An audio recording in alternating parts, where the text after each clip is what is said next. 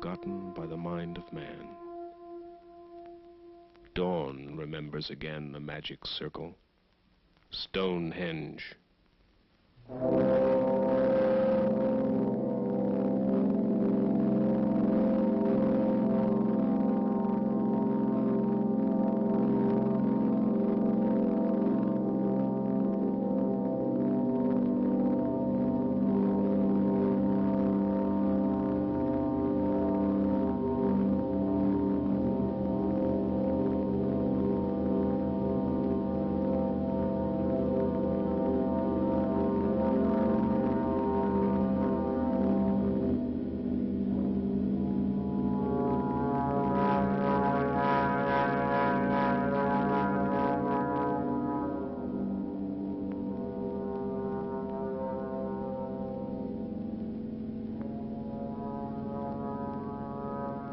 Magic circle, observatory, temple aligned with the rising of the sun and the turning of the heavens.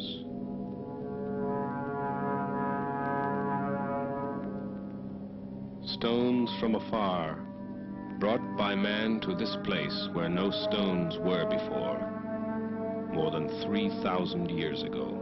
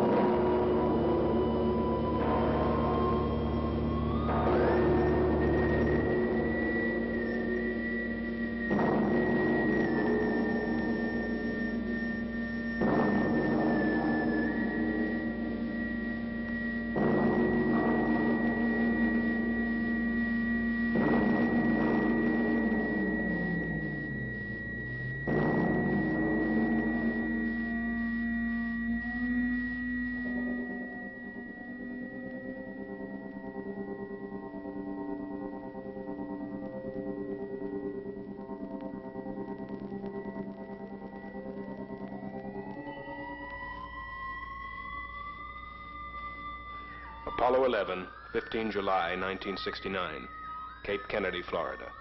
The night before the great day. We're going to the moon together. Pack your bags and jump into the car.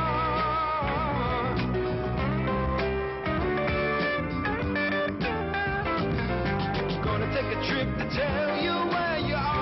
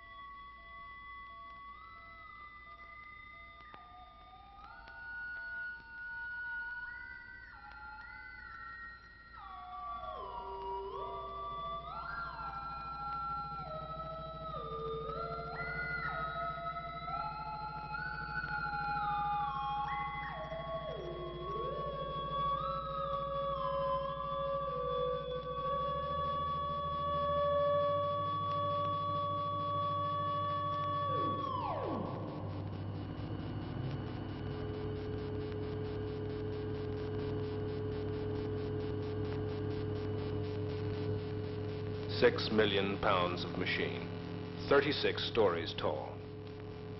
Nearly 10 years' work of 500,000 people.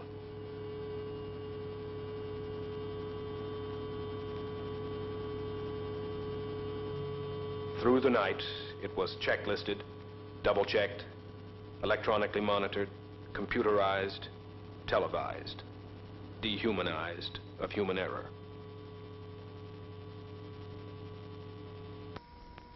While the night of celebration was ending, the day began for the astronauts. Breakfast, medical examination, suiting up.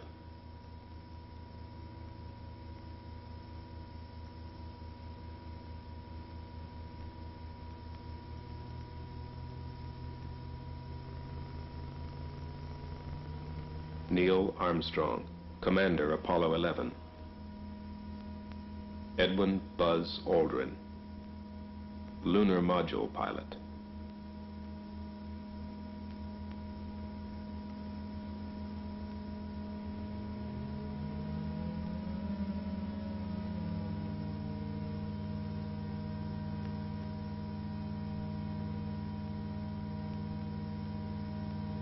Michael Collins, Command Module Pilot.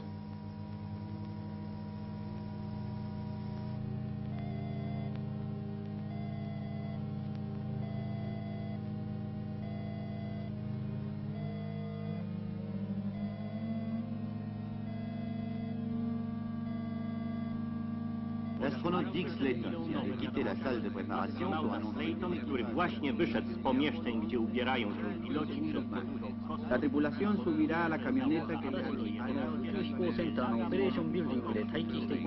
to take them to pad 39A. Slayton said everything is going smoothly.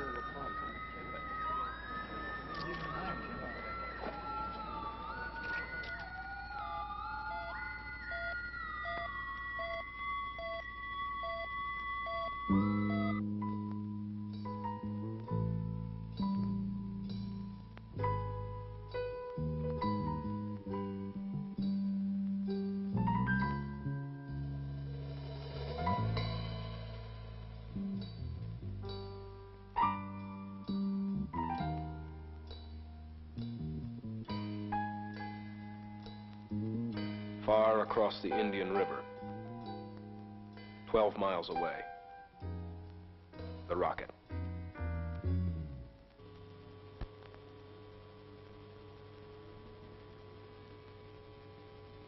At 6:32 a.m., 3 hours before launch, on pad 39A, Armstrong and Aldrin walked on the surface of the Earth. Their next steps would be on the moon. Spectators rolled in by the thousands. Campers, trailers, cars, and pickups filled the campsites and the beaches, lined the highways, lined the parkways, nose to tailgate, Cape Canaveral to Titusville.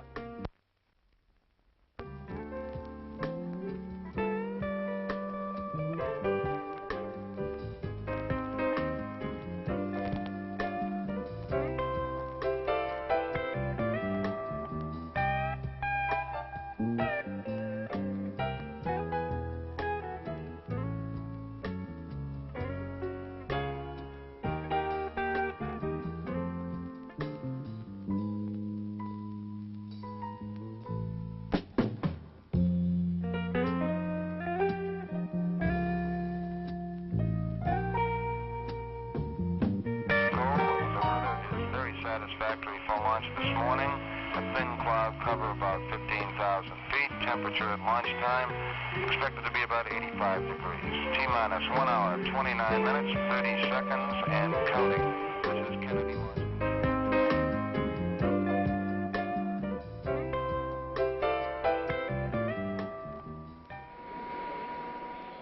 Propellant load pressure and temperature. Digital transmission worldwide tracking. Stabilization and guidance. Radio frequency telemetry and voice communications. Signal conditioner integration. Spacecraft electrical power. Flight control. S4B propulsion stage monitoring. S1C, S2 propulsion stage. Every important valve, gauge, and circuit was continually monitored at Launch Control Center throughout the 28-hour countdown. Countdown still going well. T-minus 55 minutes, 10 seconds, and counting. This is Kennedy.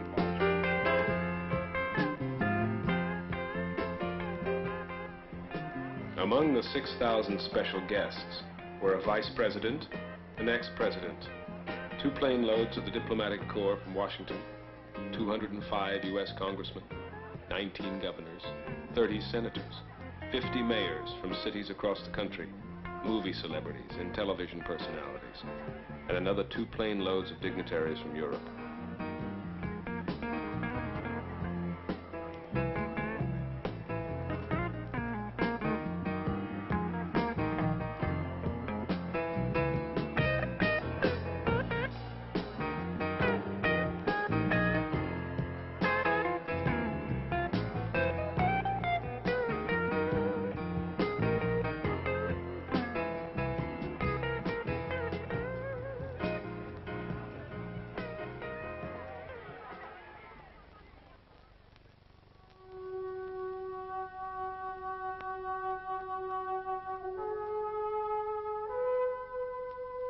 Around the world, another morning.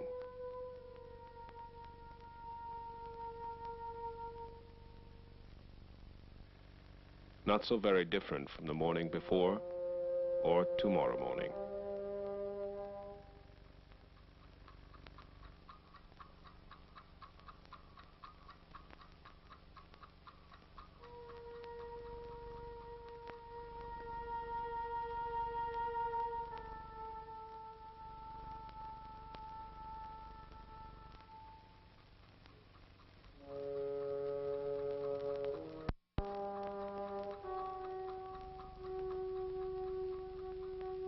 This day on which man will leave Earth to walk on the moon, 3 billion people went about their daily lives.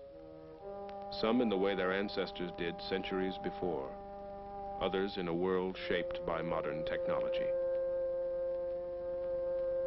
It seemed that most people were unaware that this event might change the history of the human race.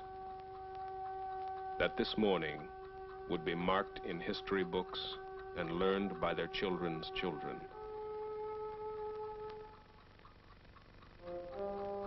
In what age of man will the meaning of this morning be understood?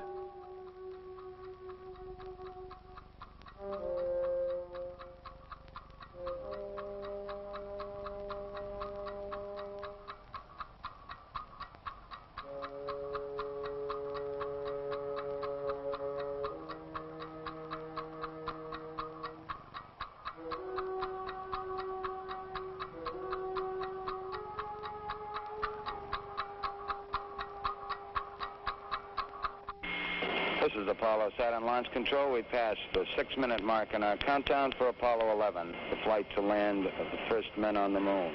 We're on time at the present time for our planned liftoff of 32 minutes past the hour. Coming up shortly, that swing arm up at the spacecraft level will come back to its fully retracted position. This should occur at the 5-minute mark in the count. The swing arm now coming back as our countdown continues.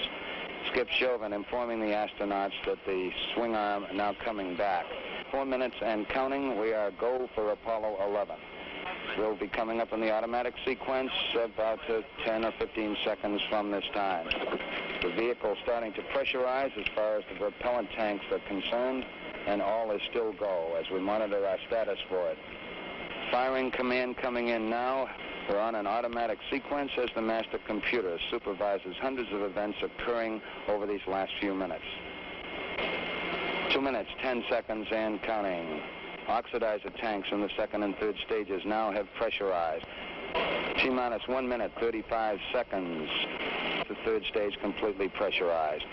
T-minus 60 seconds and counting. We passed T-minus 60. 55 seconds and counting. Neil Armstrong reported back when he received the good wishes. Thank you very much. We know it will be a good flight. Good luck and Godspeed.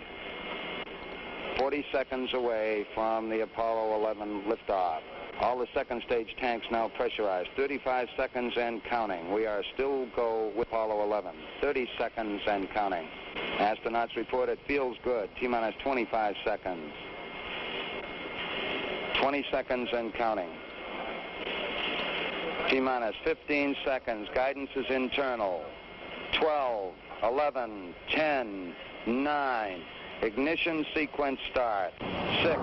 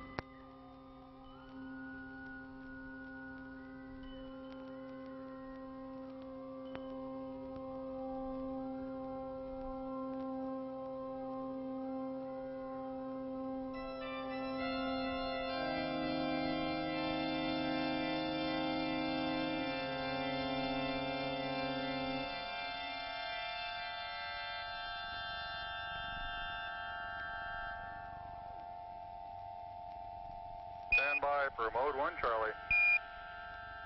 Mark, Mode 1 Charlie. 1 Charlie. This is Houston, you are go for staging.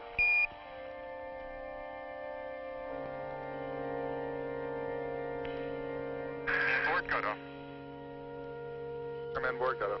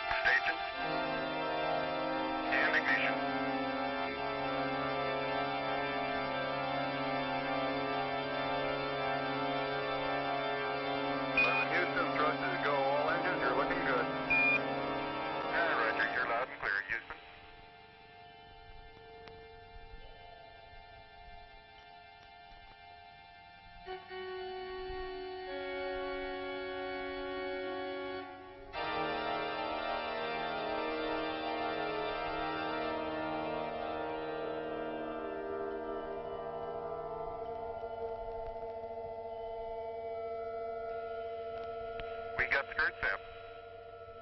Roger, we confirm skirt zip. Tower's gone. Roger, tower.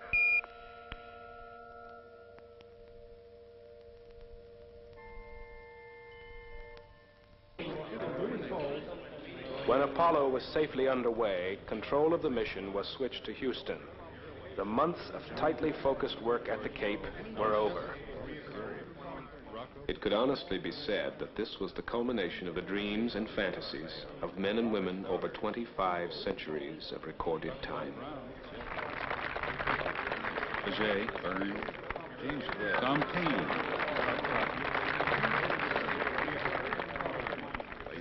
James Webb, Marconi, Gilroy, John Hubble, Debus, Laplace, Galileo, Descartes, Marie Curie, Alan Shepard, H.G. Wells, Edward White, John F. Kennedy, Gagarin, Valentina Tereshkova, Paracelsus, Chaffee, Prism,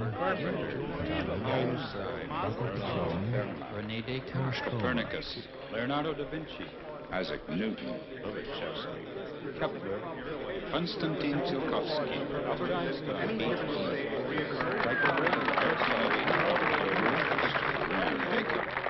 And Robert Goddard, the American rocket pioneer. Yankee inventor, dreamer. They called him the Moon Man and laughed. But on his own, he went ahead designing, inventing, and testing. His first proving grounds were on his Aunt Effie's farm in Auburn, Massachusetts. The neighbors complained.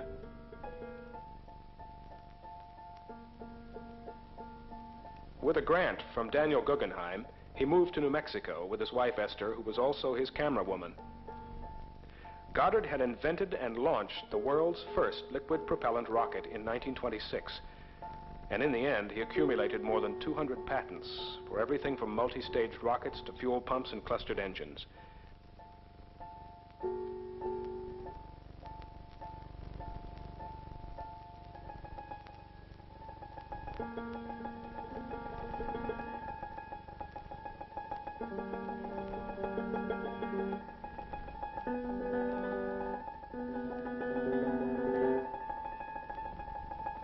By the year 1930, his rockets achieved a speed of 500 miles per hour and an altitude of 2,000 feet. This was the year in which the 3 Apollo astronauts were born. Goddard had a vision of the age of space, but the world was too slow to make it happen before his death.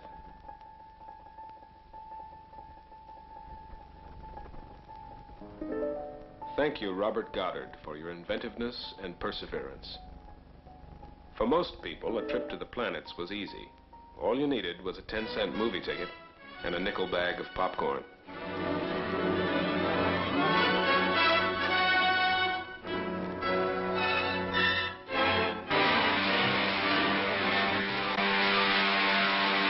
lowered your speed to 1/2.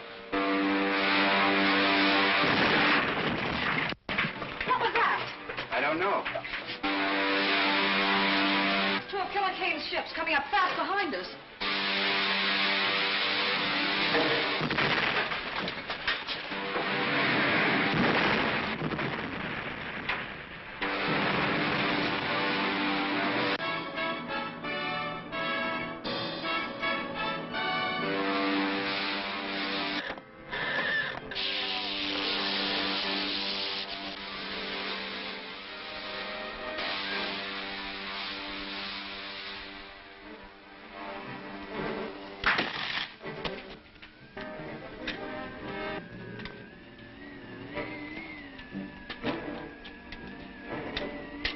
Up, lad.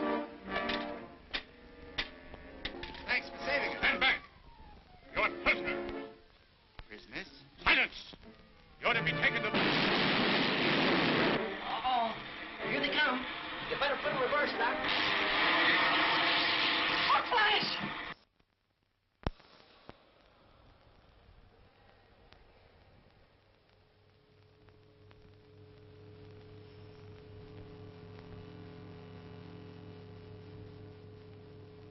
What science fiction in the childhood of the space age could have guessed the shape of reality?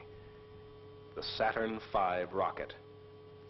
3 stages, 28 stories tall, with 11 engines as powerful as all the waterfalls in North America combined. Years in the planning, months in the building and testing, the Saturn first stage lived but 2 minutes 41 seconds. Stages. And ignition. 11 Houston, thrust is go. All engines, you're looking good. Hi, Roger, you're loud and clear. 2 minutes 41 seconds, time to throw Apollo 40 miles up into the sky, and then an empty shell to fall back into the sea.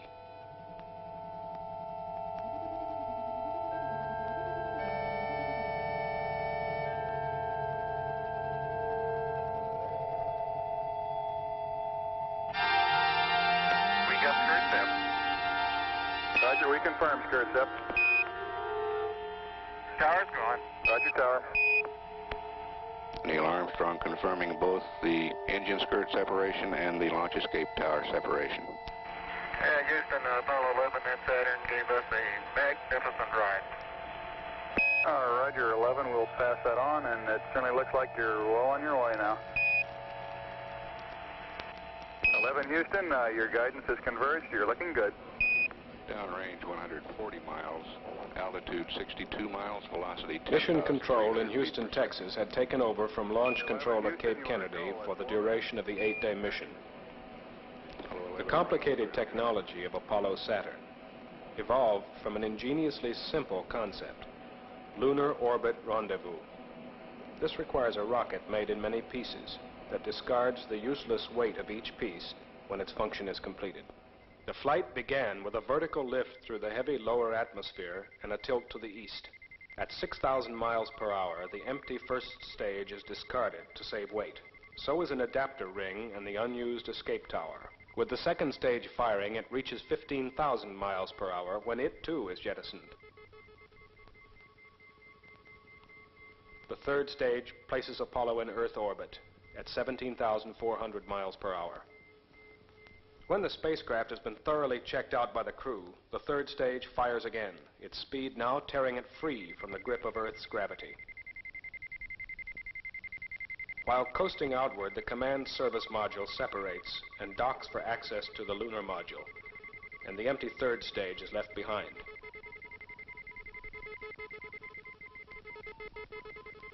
Apollo loses speed throughout 9/10 of its journey until the moon's gravity overcomes the pull of Earth. Apollo fires in reverse direction, slowing down enough to be captured in orbit about the moon.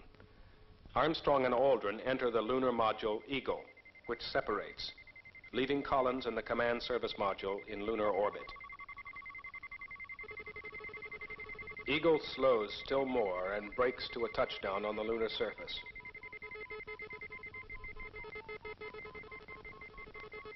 After the moonwalk, the upper stage of the Eagle lifts off leaving behind the now useless landing stage, and swings into orbit to dock with Columbia once again. When the crew and moon samples are transferred to the command service module, the lunar module is discarded. The command service module fires itself out of lunar orbit and falls back to Earth.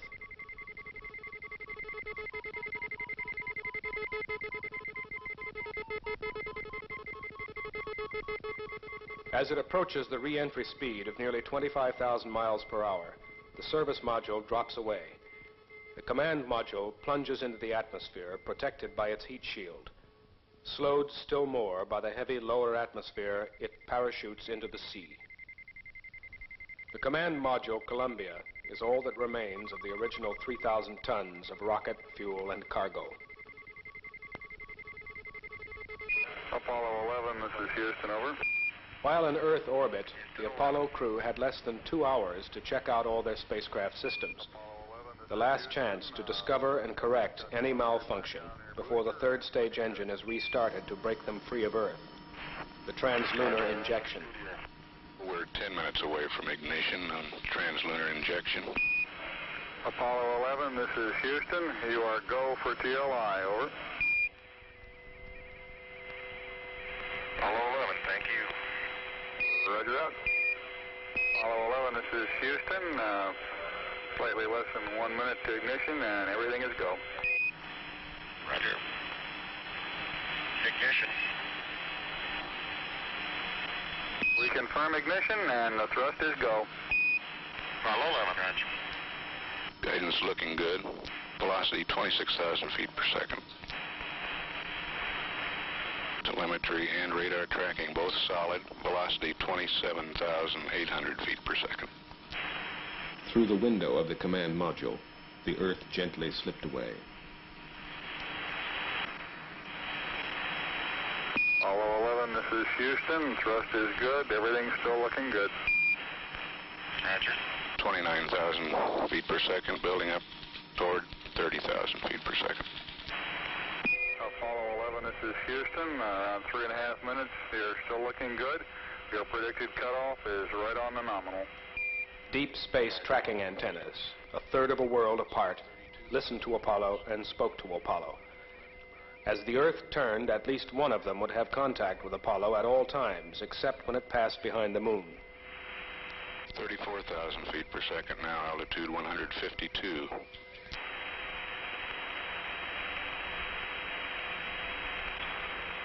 $35,000 feet per second.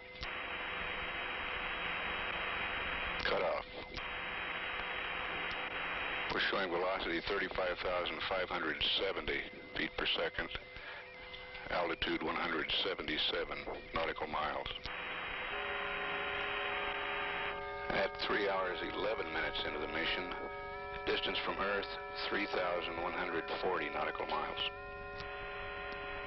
DS-4B is reported in a stable attitude for this separation. Apollo 11, this is Houston. Your go for separation. Okay, Barrel B coming armed. My intent is to use bottle primary 1 as per the checklist, therefore I just turned day on. Roger, we concur with the logic. We're awaiting confirmation of separation. Roger. We confirm the separation here on the ground.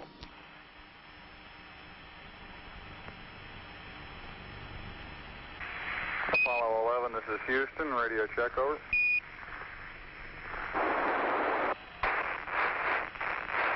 The Goldstone station reports a very weak signal. We believe that Mike Collins is now maneuvering the spacecraft in the transposition and docking maneuver, and the antenna patterns aren't too good at the moment. So we have a weak signal strength. The command service module separated and turned around to dock with Eagle, the lunar module. Apollo 11, this is Houston. How do you read?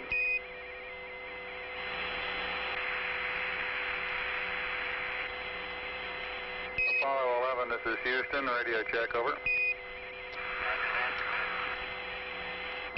Roger, we're copying you about 5 by 2, very weak. Can you give us a status report, please?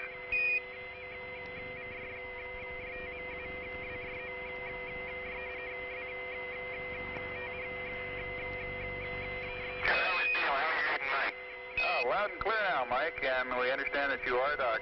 That's affirmative.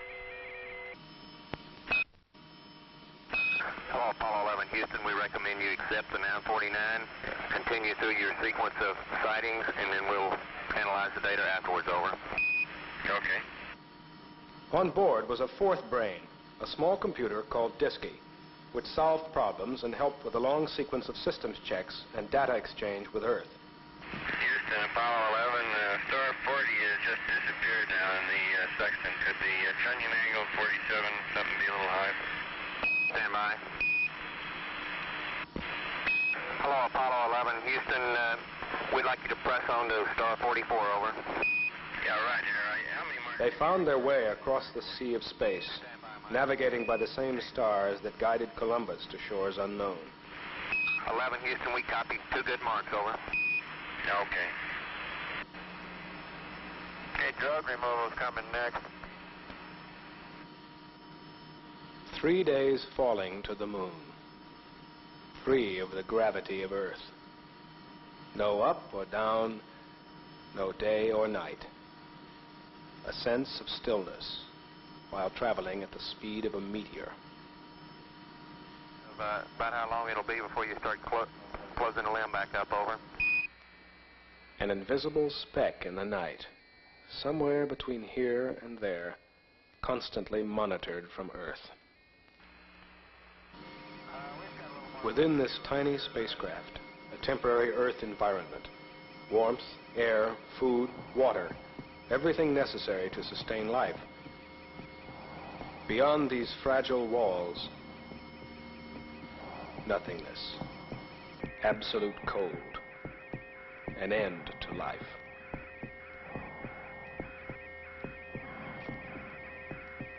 The most important function of the spacecraft, life, was also monitored constantly through telemetry, the heartbeat and breathing of each astronaut. Although each breath was 30,000 feet farther from Earth than the breath before it. Should one heart flutter, it would at once be a matter of concern to millions worlds away. Unlike any other place man had traveled before, space could provide him with nothing. It is a vacuum, devoid of every element needed for life. To send man into this nothingness, to protect him, it was first necessary to define him. What is the human machine? How does it function? What is the nature of its nervous system? Its respiration? Its circulation? Digestion? Sight? Hearing? Balance? Its endurance?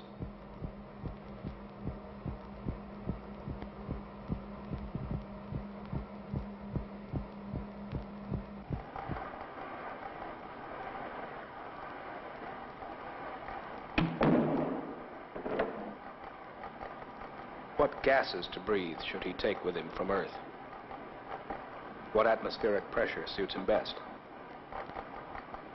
Is it possible to give him a more efficient atmosphere for space travel than nature provides on Earth?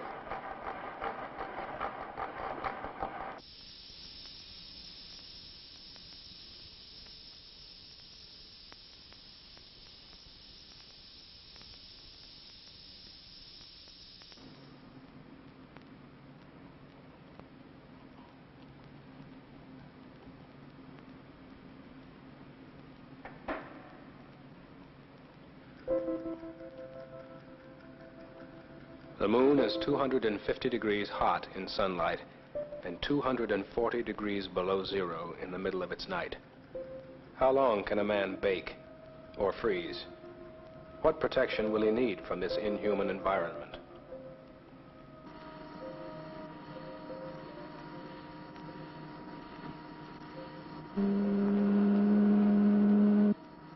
What strains will the heart take when the pressure of gravity is removed from the limbs?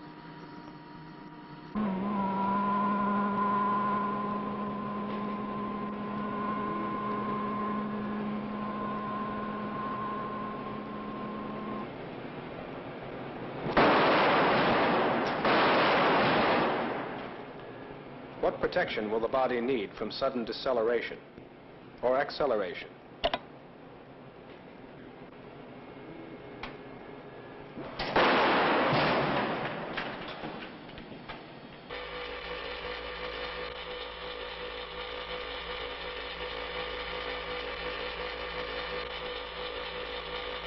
Man's sense of direction, speed, and balance are easily fooled. Can his mind be trained to ignore false signals from his senses?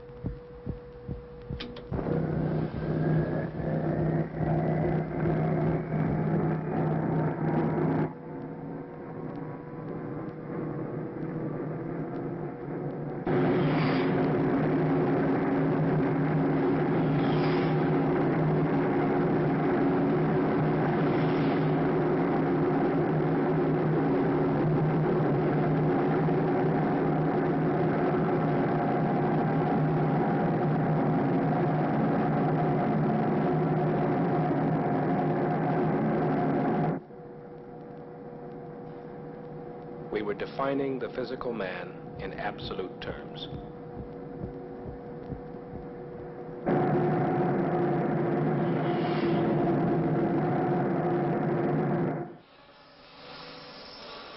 Once we knew man's limitations, we could build him an artificial environment for space travel. Columbia, the command module, was a supreme achievement of the technology of its age.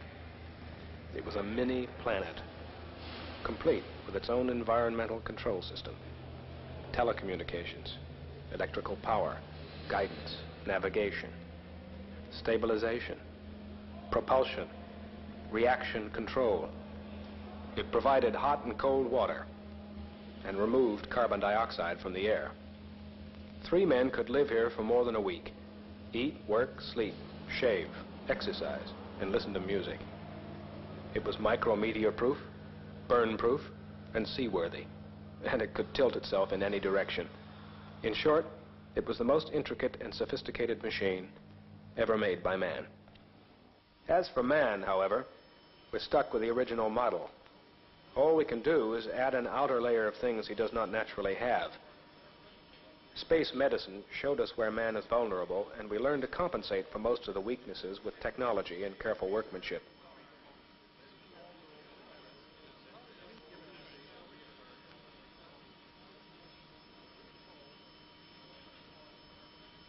I made boxing gloves before I came here, and the fact is I was an experienced sewer, but I had to learn all over again because it was completely different from what I had sewed before. This was getting right down to a 64th of an inch, and where I had sewed before, you just sewed on a production line. And this here is quality more than quantity. Like, we always think our job is the hardest. Whatever we're doing, we got the hardest job. But when they say, well, go there and maybe do so-and-so, well, you'll find out that job is harder than yours. And a lot of times we're sewing or making things, and maybe the girl next to you, she's doing the same thing, but we never see the suit put together. One don't know where this part goes, or the other one don't know where the other part goes. Like the gloves. If they would give you a glove to sew, you wouldn't know where to start. Well, when they're up there in space, you know what parts you've worked on, and you just say, well, I hope that part don't fail because I'd feel it was my fault if it did. My sentiments is what Hazel said. Well, I was just wondering if my pair of gloves was what he had on. If you make a mistake, if you don't admit it, you have to think about the astronaut too. If you make like a needle hole in the bladder or something like that, well, if you don't admit that, that would be on your conscience all the time, seems to me. Because I remember Armstrong and all them used to come in, and they would look around and see what we were doing. And once in a while they'd talk to us and sign their we'd get them to sign their autograph. Some of them were real comical. We got a kick out of them. We all wanted to talk to them, I guess. I remember when I'm going down the aisle, everybody looked at him, afraid to talk. I said, "Hi, buddy." Oh, I'd love to go into space. I think it would be really thrilling just to get in there and just blast off. I'd love to go to space and just live there. Every day you get up, you come to work, you go home, you clean house. If we go out there, there's no house, no kids, no problems. I like to ride in an airplane, and I think I'd like to go into space. And I'd like to wear our own suit that we make. I think I could depend on it.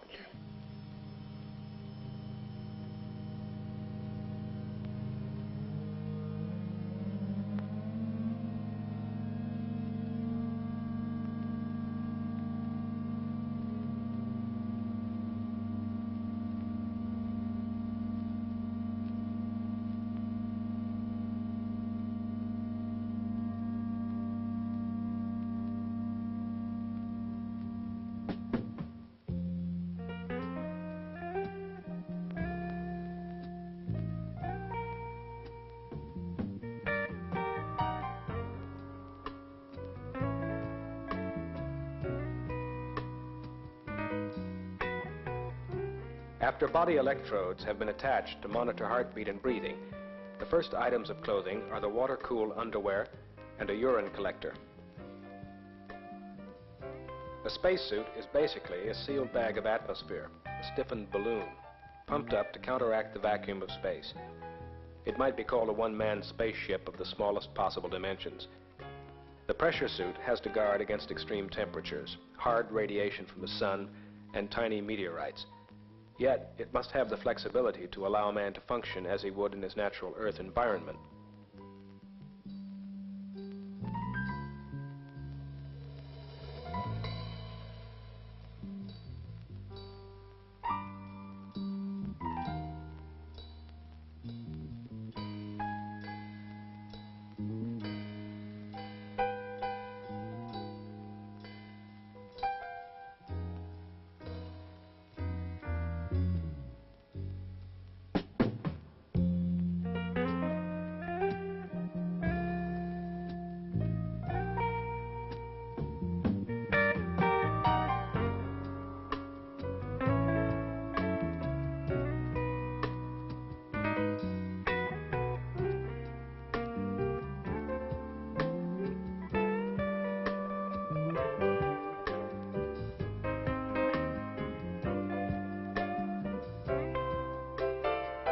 The backpack cleans and cools the suit's oxygen, cools and circulates water through the water-cooled underwear, and provides radio communication.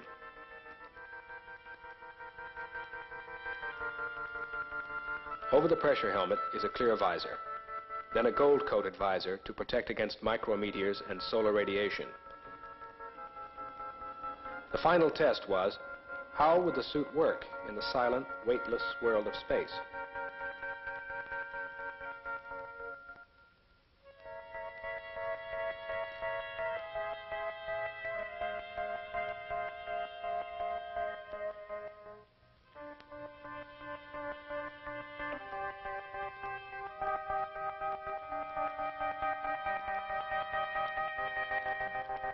Weightlessness on Earth can be experienced only underwater, or in an airplane following a parabolic flight path.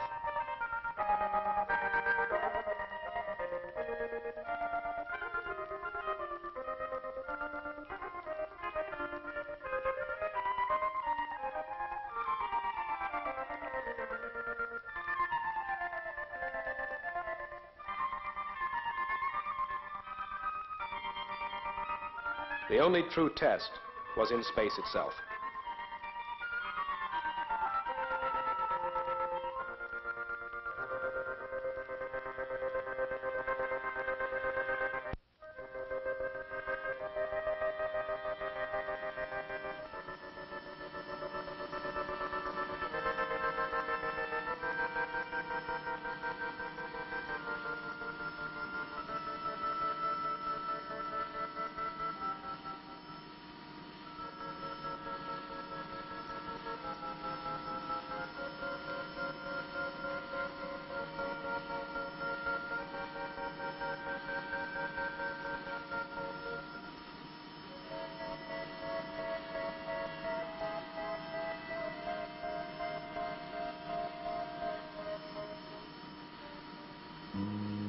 No up or down, no day or night.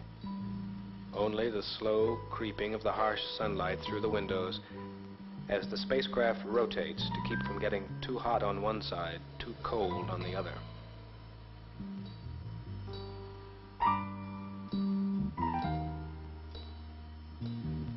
They carried with them the biological day of the Earthling.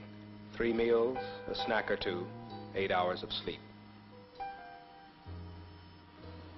Time to work, time to relax, time to reflect. 3 days, falling upward to the moon.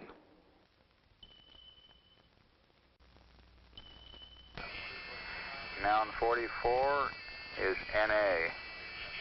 Delta VT 00197. 003 00152.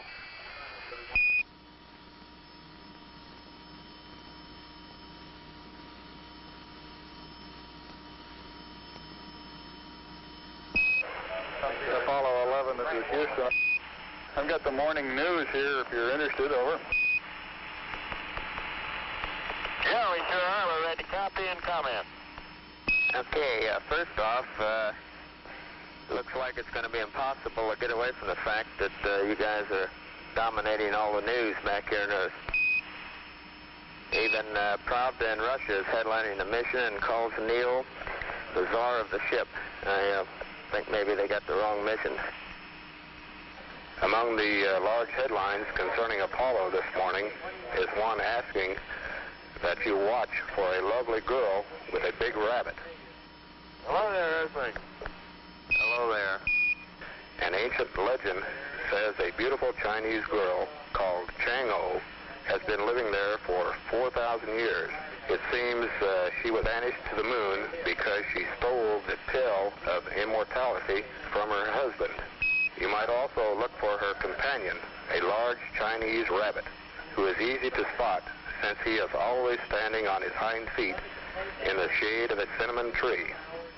The name of the rabbit is not reported. Okay, we'll keep a close eye for the bunny girl. And in Corby, England, an Irishman, John Coyle, has won the world porridge eating championship by consuming 23 bowls of instant oatmeal in a 10-minute time limit from a field of 35 other competitors. Over. I'd like to enter Aldrin in the oatmeal eating contest next time. He's on his 19th bowl. Roger. Back here in Houston, Mayor Louis Welch promises the lifting of lawn watering restrictions if the rains continue. And the big news around Houston today concerns the Astros. In the sports world, the Houston Astros rallied in the 9th inning at Cincinnati to dump the Reds 7-4. Your 3 wives and children got together for lunch yesterday at Buzz's house. According to Pat, it turned out to be a gift fest. President Nixon is planning to use his executive power to streamline the Interstate Commerce Commission. It was reported Nixon would trim... He was later in the week enthusiastically welcomed at the Jackie Gleason golf match in Miami, Florida, where local residents celebrate. As air pollution reached critical levels, the Senate unanimously backed a National Environmental Policy Act to make the safeguarding of the physical environment. Astronauts are not the only explorers in the news. San Diego awaits the arrival of Mrs. Sharon Adams on her solo crossing of the Pacific. Seen here leaving Yokohama, California couple said they plan to marry at the precise moment Armstrong sets foot on the lunar... In Vietnam, things are relatively quiet, with only a few firefights. 814 men of the 3rd Battalion, 60th GIs north of Saigon were evacuating villagers. In the Mekong Delta, a South Vietnamese force was reported. Where Viet Cong's American missile debate was exposed yesterday by Vietnam.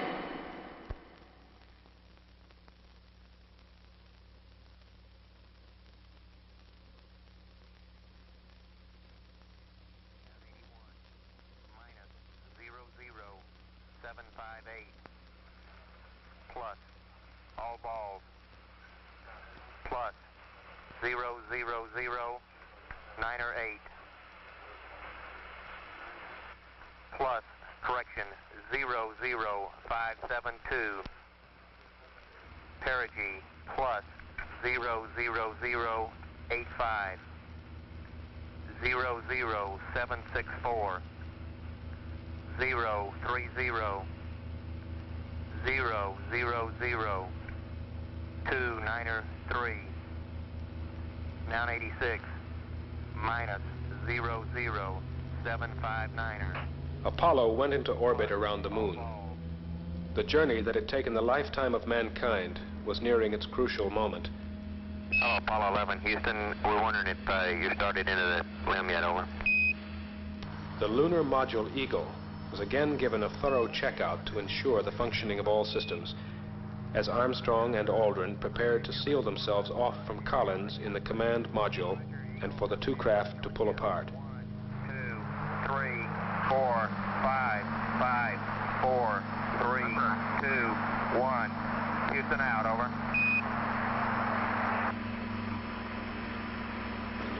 Okay, it's go there, Capcom on the hot fire. Okay, all flight controllers going around the horn, gonna go for undocking. Okay, retro, go. Fido, go. Guide, go. Control, go. Telcom, go. GNC, go. Ecom, go. Surgeon, go. Capcom, we're go for undocking.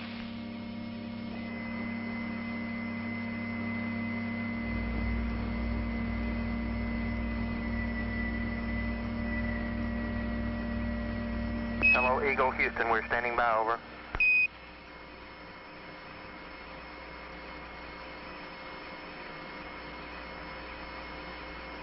Eagle, Houston, we see you on the steerable, over. Roger, Eagle, undocked. Roger, how does it look? The Eagle has wings. Roger. The Eagle has wings. On its own now, but with Columbia near at hand, it coasted around to the backside of the moon, and there, while out of direct communication with the Earth, it fired its engine to slow its descent to a touchdown on the near side of the moon. Collins in Columbia continued in orbit, awaiting their return.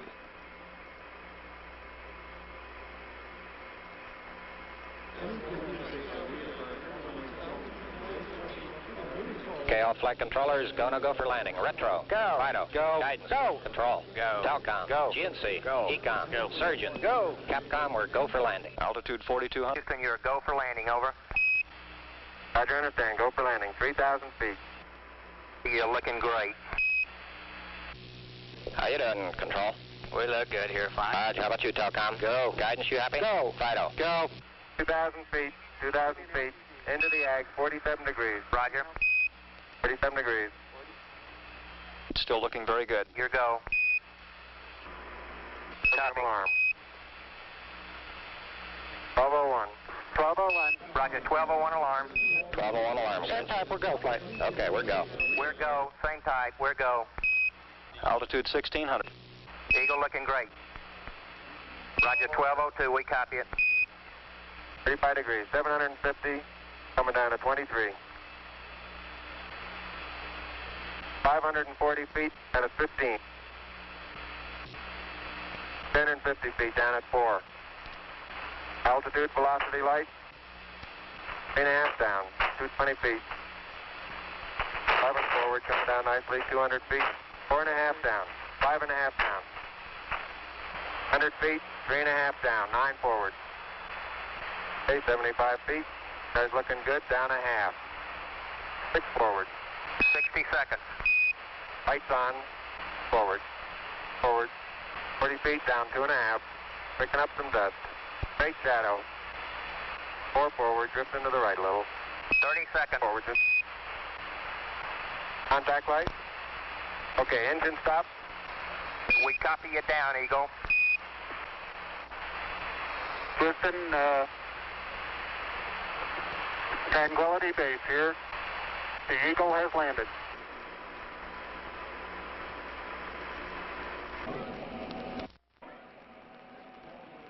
This is Apollo Control Houston at 105 hours. 今、世界は人類がその歴史上初めて月面に一歩を踏む瞬間を待っているのであります。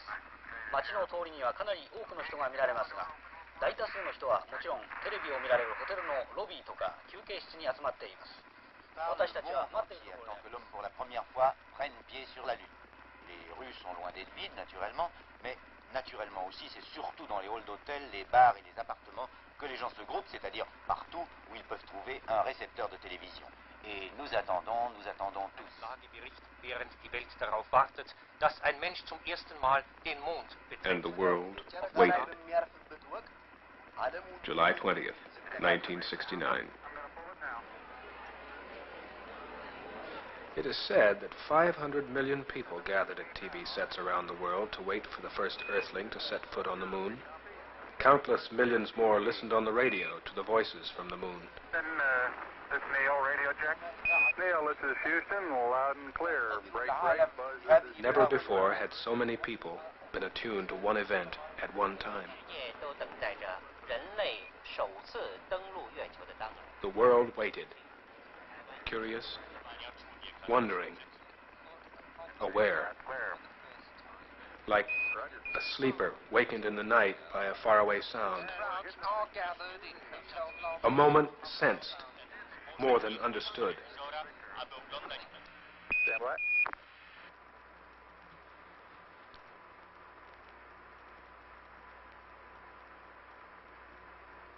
Okay, Neil, we can see you coming down the ladder now.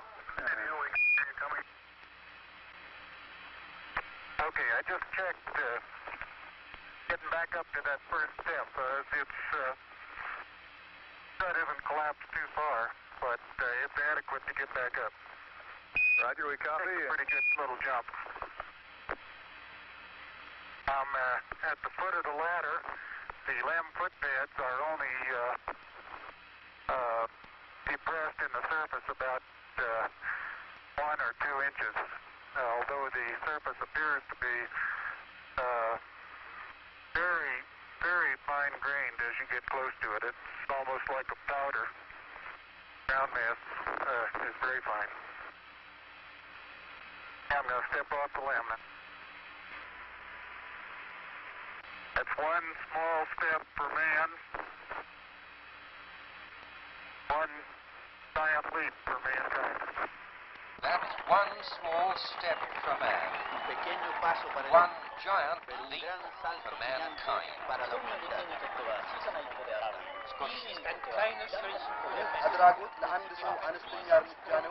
C'est un bond en avant gigantesque pour l'humanité.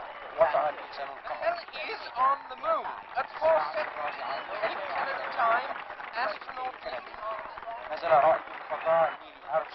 L'homme est sur la Lune à 22h50.人類が月面に到着しました。ケープケネディ時間で4時17分。最近船長は船から月面に飛びました。Oh, that looks beautiful from here, Neil.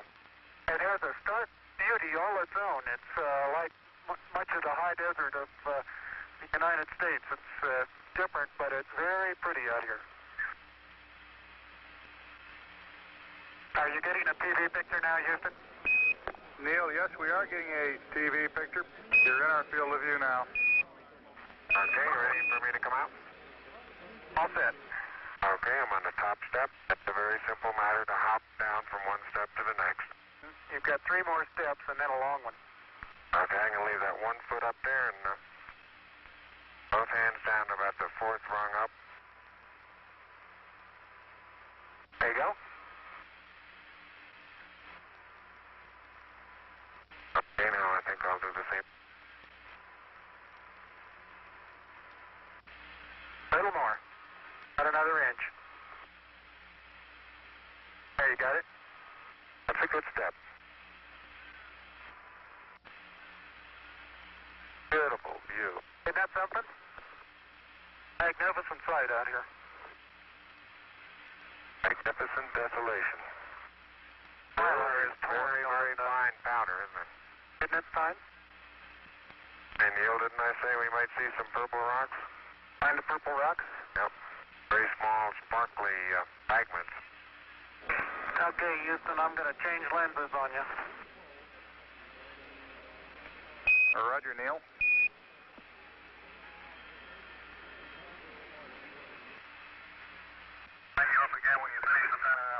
you're going too fast on the panorama sweep. You're going to have to stop for... I haven't stopped. I haven't set it down yet. That's the first picture in the panorama. Okay, I'm going to move it.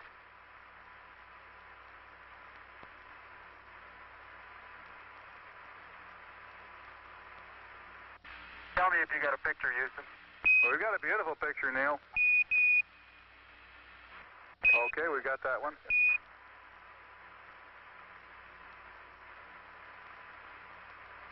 Okay, there's another good one. For a final orientation, we'd like it to come left about 5 degrees over. Okay. Okay, that looks good there, Neil. Buzz is erecting the solar wind experiment now.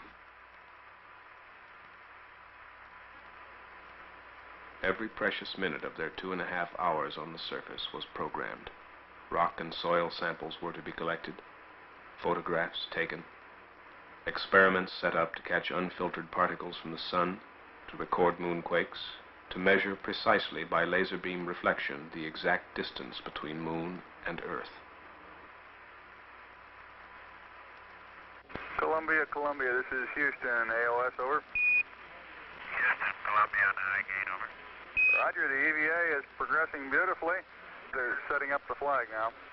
I guess you're about the only person around that doesn't have TV coverage of the scene. That's all right, I don't mind a bit. They've got the flag up now, and you can see the stars and stripes on the lunar surface. Up now, and you can see the stars and stripes on the lunar surface. Beautiful, just beautiful. How is the quality of the TV? Oh, it's beautiful, Mike. It really is. I'd like to evaluate the various paces that a person can traveling on the lunar surface. You do have to be. All right, you do have to be rather careful to keep track of where your center of mass is. Sometimes it takes about 2 or 3 paces to make sure that you've got your feet underneath you.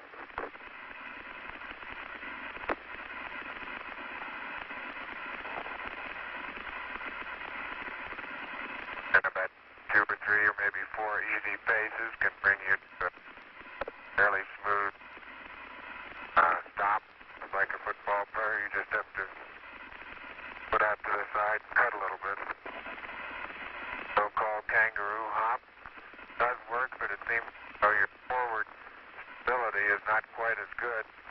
Would get rather tiring after several hundred feet, but this may be a function of the suit as well as lack of gravity force here. American, this has to be the proudest day of our lives, and for people all over the world. I think it's great, really great for the whole world. This means a lot to all the countries, not just for America. And being out of it and being closer to the moon makes us realize that we're all human beings together. I hope it brings unity amongst all countries. And I just hope it won't help you from solving all internal problems you may have. Well, I think it's a waste of a lot of money that could be used for something else. They holler about people being on starvation. This huge amount of money Americans spend to see what the moon is like. What's for? It's disgusting. It's a pity they haven't got something else to do. Be better if they'd done something for the old ones. What if Columbus had decided he couldn't get the money from Isabella? Where would we be? That's one of God's celestial planets, and he put it in the sky for a purpose, and he didn't put it up there for people to clutter up like they have the Earth. Myself, I'm really interested to see what's up there. And we must open all secrets that are opening to us throughout the ages. I think that the dream of the man from the beginning of the human race is coming now.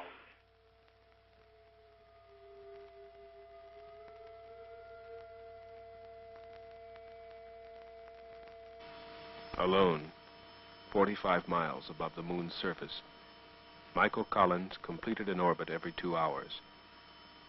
He listened to the progress of the moonwalk and awaited the moment when his companions on the surface would lift off to rendezvous with him.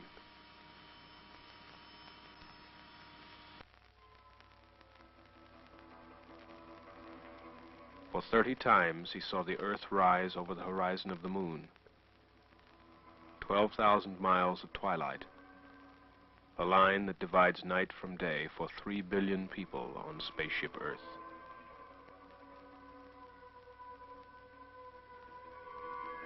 It is good to see the whole Earth, to see the Earth whole.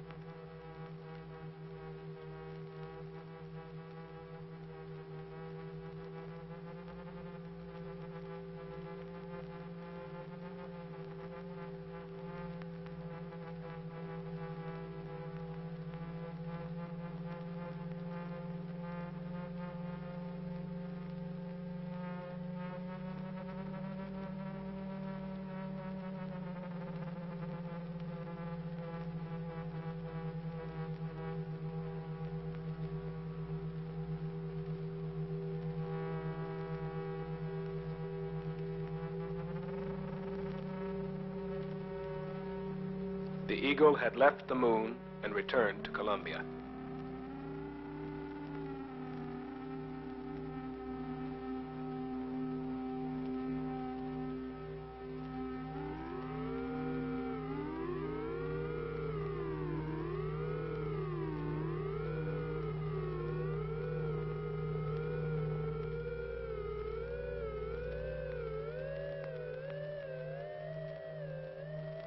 Within this strange ship, 2 astronauts and a treasure.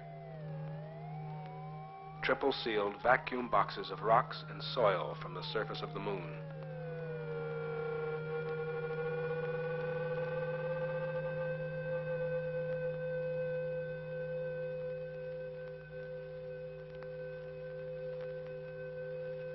Locked within these rocks were secrets of the ages, to be studied and deciphered by the scientists of Earth. The age of the moon. The age of the sun. How the moon was formed.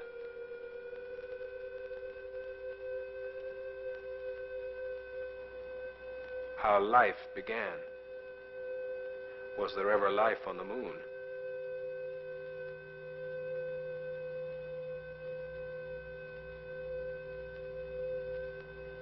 Was the moon once molten and volcanic, or has it always been cold and dead? Was it once part of the Earth? Or was it a wandering planet captured by the Earth eons ago?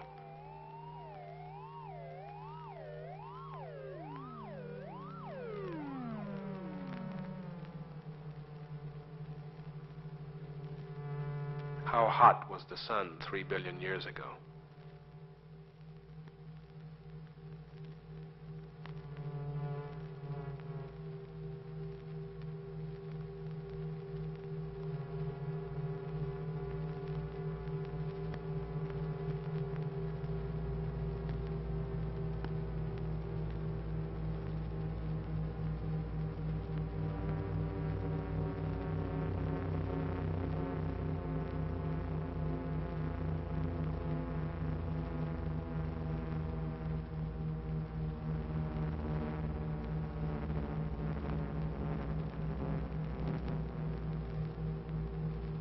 When Armstrong and Aldrin, with their precious load of moon rocks, had transferred to Columbia, the faithful Eagle, its task completed, could be cut adrift.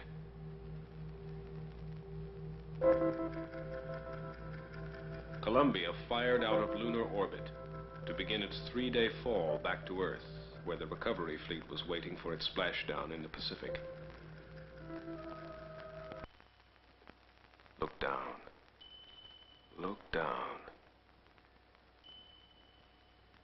That fragile bubble of life afloat on a sea of nothing. Spaceship Earth.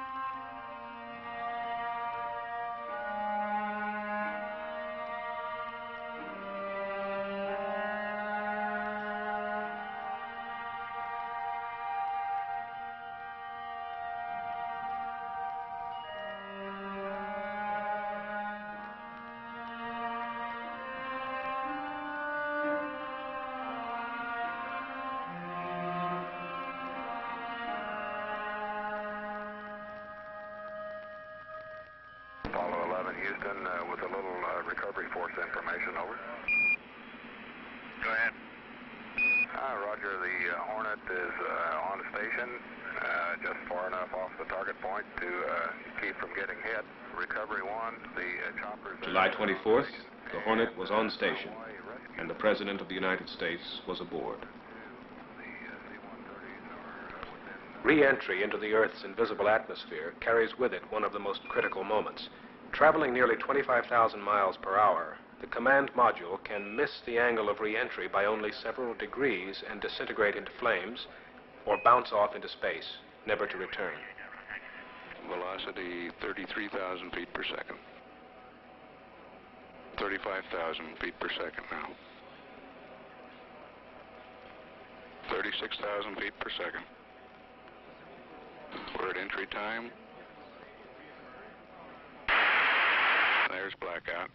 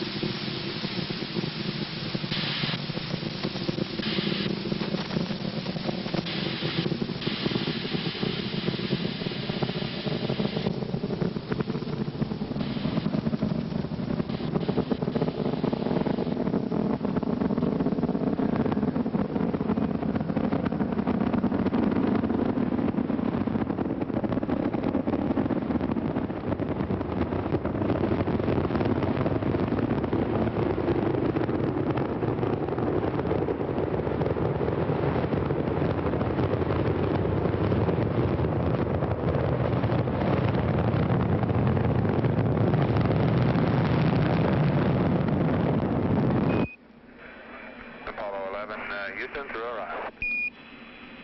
Apollo 11 Houston through arrive. Apollo 11 Houston through arrive 4. Hornet reports a sonic boom a short time ago. Apollo 11 Houston in the blind, Airbus has a visual contact. Apollo 11 Houston through Orion, standing by. Over. Strokes.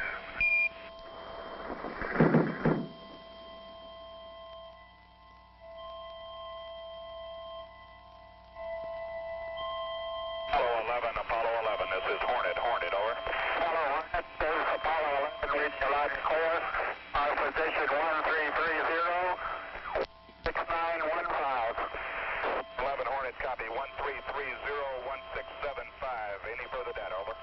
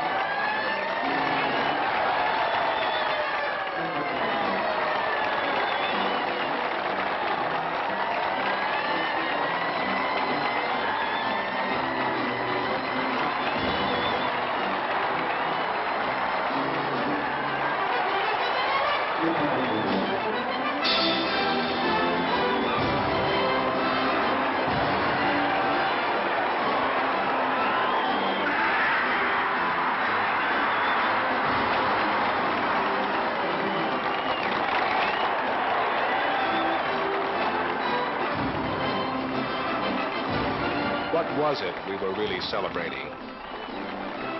3 men who had done what no man before had done?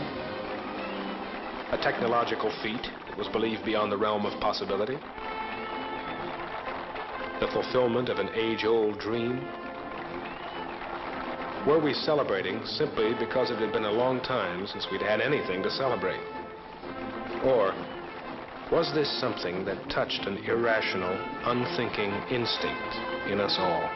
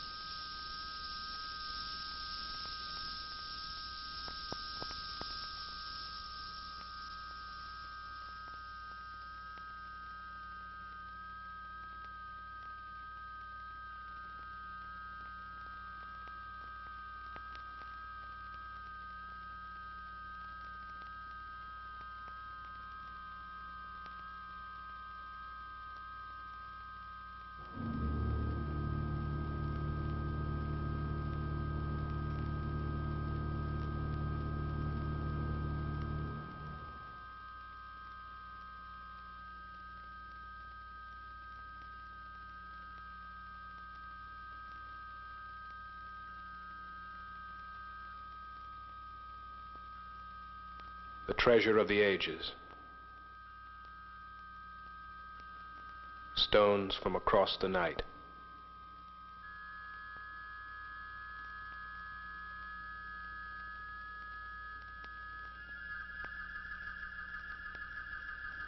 Unrubbed by wind, unwashed by rain.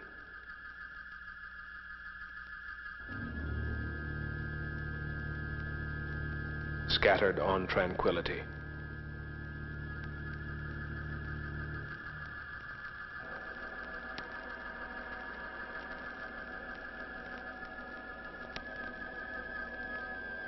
Bombarded by solar particles for billions of years, but unchanged in any other way, a moon rock is like a diary of the sun. An eye unblinking since time began, that stared across the sea of space, that watched the blue planet when life began.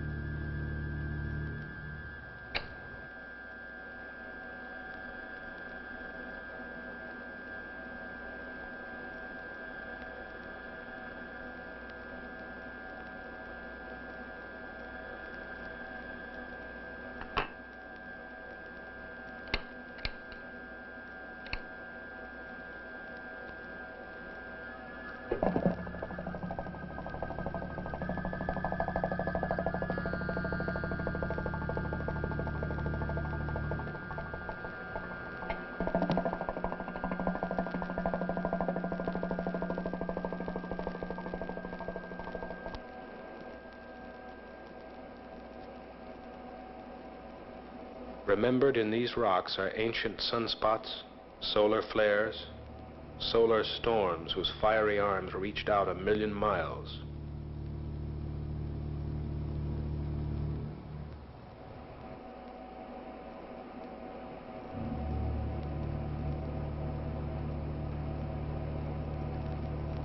By making ourselves very small, like Alice, perhaps we will see what these rocks have seen, and remember back those billions of years to decipher the life of the sun.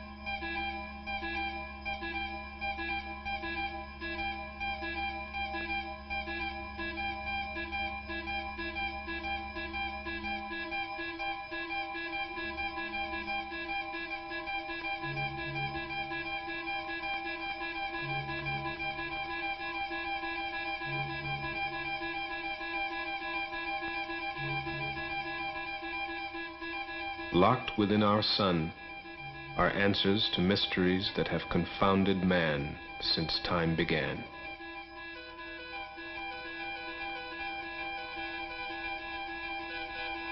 We have reached out with our telescopes. We have reached in with our microscopes, seeking.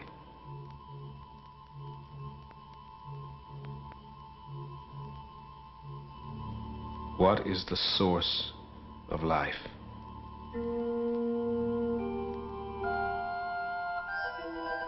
What combination of energies and elements brought it into existence?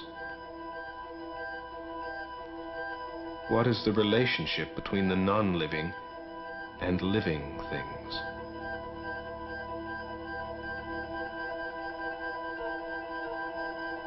How delicate is the balance? Man slowly begins to realize how fragile is his bubble of life.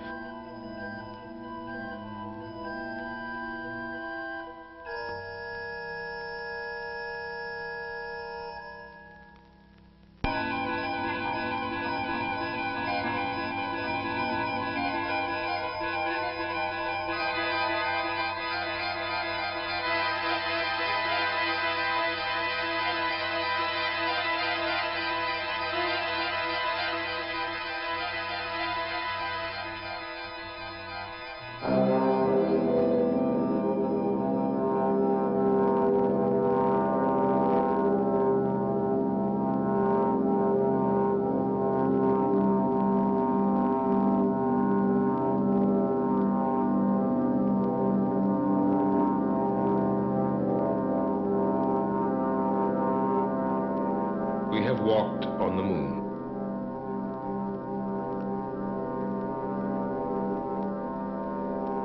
We open our minds to the universe.